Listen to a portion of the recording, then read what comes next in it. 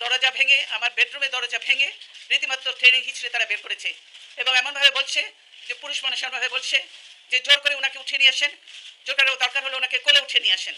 এরকমভাবে একটা সরকারের এই আচরণ।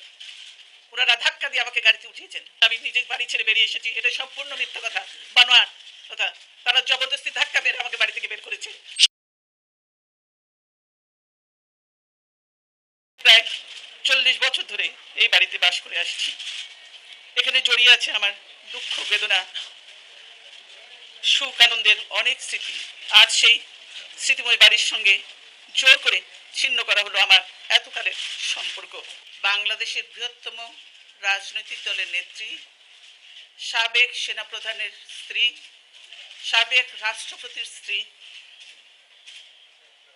আমার সাথে, স্বাধীনতা ঘোষকের স্ত্রী আমার সাথে যদি এই আচরণ